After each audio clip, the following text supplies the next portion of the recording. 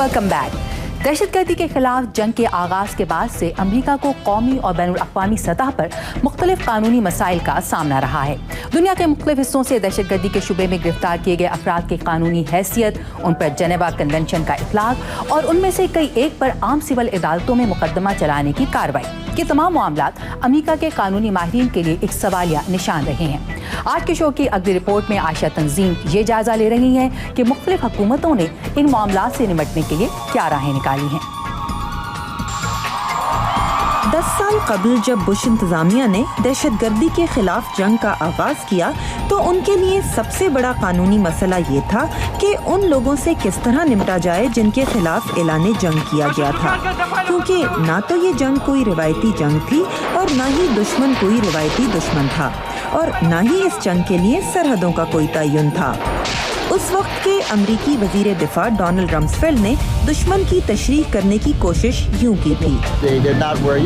वो ना तो यूनिफॉर्म पहनते हैं, ना ही उनका कोई अलामती निशान है। वो एक दहशतगर्दी का नेटवर्क है।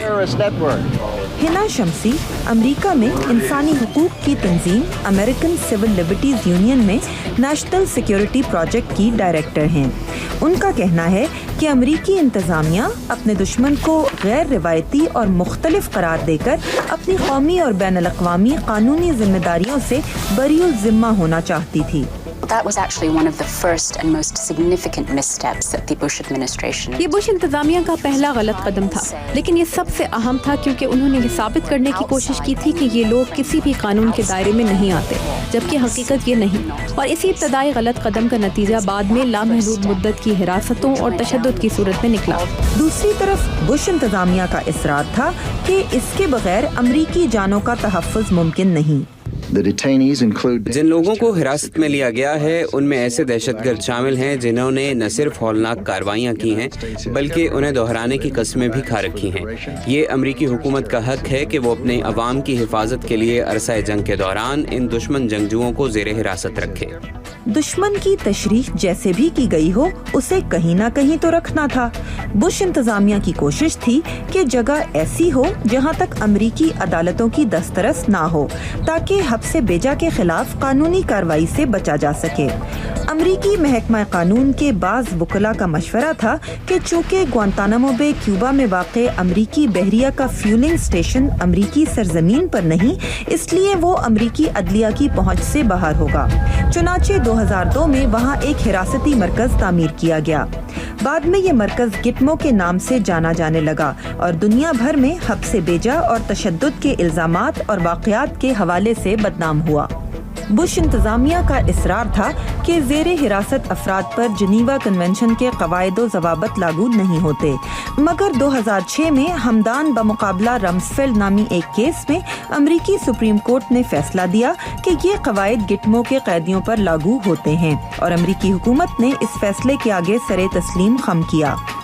जनवरी 2009 में जब सदर बराक ओबामा ने इक़्तिदार संभाला तो उन्होंने ऐलान किया कि 1 साल के अंदर अंदर गिटमो को बंद कर दिया जाएगा और कैदियों को या तो रिहा कर दिया जाएगा और या उन पर सिविल अदालतों में मुकदमात चलाए जाएंगे।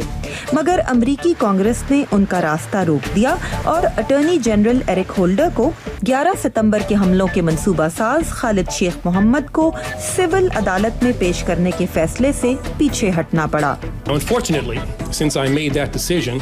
अफसोस की बात यह है कि मेरे इस फैसले के बाद कांग्रेस ने दखल अंदाजी करके गिटमो में ज़ेरे हिरासत किसी भी शख्स पर अमरीकी सरजमीन पर मुकदमा चलाने पर पाबंदियां लगा दी हैं। जनाब सदर ने कहा है कि इन गैर दानिशमंदाना और गैर ज़रूरी पाबंदियों से दहशतगर्दी के खिलाफ हमारी कोशिशों को नुकसान पहुँचेगा और हमारी कौमी सलामती को भी नुकसान पहुँच सकता है।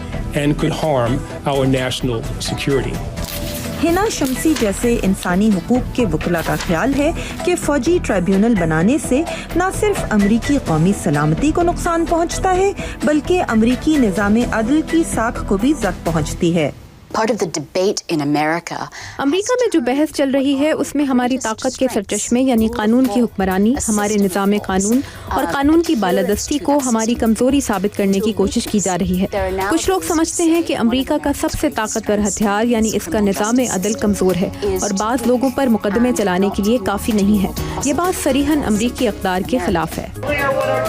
چنانچہ 11 ستمبر کے 10 سال بعد بھی یہ بحث زور و شور سے جاری ہے کہ امریکہ کو ان حملوں کے جواب میں کیا رویہ اختیار کرنا چاہیے تھا اور اب آگے کا راستہ کیا ہونا چاہیے۔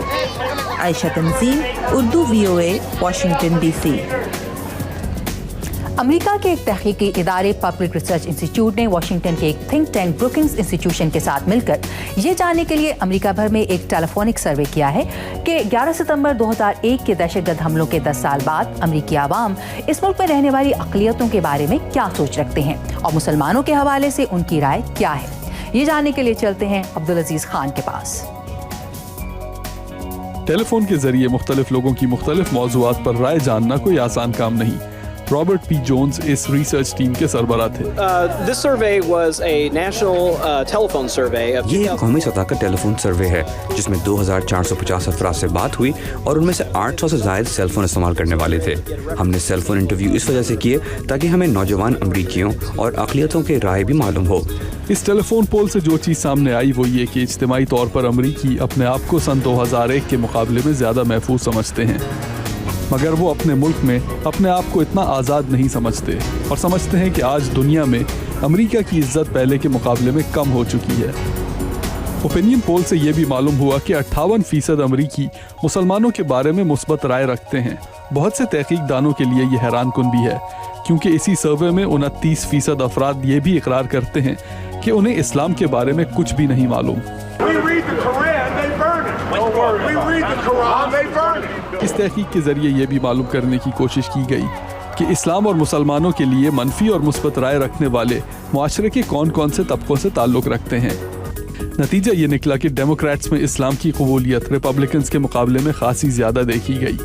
ریپبلکنز میں 67% افراد مسلمانوں کو امریکہ کا مخالف سمجھتے تھے، جبکہ ڈیموکریٹس میں یہ تاثر صرف 40% اقلیت کا تھا۔ عام امریکی شہریوں میں بھی مسلمانوں کے خلاف یہ منفی جذبہ صرف ایک اقلیت میں دیکھا گیا، جس کی کل تعداد اس پول کے مطابق 47% تھی۔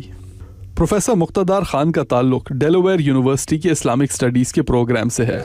مجھے سب سے زیادہ سرپرائزنگ یہ تھی کہ پچھلے تقریباً 7 سال میں جو مسلمانوں کے خلاف اور امریکہ کے خلاف اسلام کے خلاف جو نیگیٹو پرسیپشن ہے اس کا جو ٹوٹل نمبر ہے اس میں کوئی تبدیلی نہیں ہے۔ یعنی تقریباً 2002 میں 47% امریکنز کی جو اوپینین تھی اسلام اور مسلمس کے بارے میں وہ نیگیٹو تھی، تو آج 7 سال کے بعد بھی وہی نمبر ہے، لیکن جو ان کا جو نیگیٹو ایٹیٹیوڈ ہے مسلمانوں کی طرف اور اسلام کی طرف اس کا جو سبب ہے وہ بدل گیا ہے۔ پہلے وہ اسلام اور مسلمانوں کے خلاف ٹیررزم کی وجہ سے تھے اور اب ان کے خلاف اس لیے ہیں کہ وہ سمجھتے ہیں کہ مسلمان اسلامی شریعہ ان پر زبردستی نافذ کرنے چاہتے ہیں۔ اس پول سے یہ بھی معلوم ہوا کہ امریکہ کی پرانی نسل کے مقابلے میں امریکہ کی نوجوان نسل میں اسلام کی قبولیت اور اس کے بارے میں مثبت رویہ خاصا زیادہ ہے۔ مجھے جو سب سے زیادہ پریشان چیز وہ جو لگتی ہے اس سروے سے وہ یہ ہے کہ اب بھی اسلام کو ایک پرایا مذہب، ایک پرایا دین کے طور پہ دیکھا جاتا ہے، لیکن امریکن مسلمز بھی بعض طور پہ خاص طور پہ مساجد میں ان کی شناخت قائم کرنے کے لیے وہ فرق پیدا کر دیتے ہیں کہ کرسچنز اور یہودیوں کو اہل الکتاب کہنے کے بجائے ان کو کافر اور مشرک کہہ دیتے ہیں۔ بروکنگز انسٹیٹیوٹ کی ویب سائٹ کے اوپر یہ پول دنیا بھر کے تعلیمی اداروں کے لیے اپلوڈ کر دیا گیا ہے۔ Abdul Aziz Khan, Urdu VOA، Washington. یہاں پر ایک بریک اور گزشتہ صدی کے دوران لڑی جانے والی جنگوں کی دنیا کو اب تک کیا قیمت ادا کرنی پڑی ہے، اس پر ایک رپورٹ بریک کے بعد ہمارے ساتھ رہیے گا۔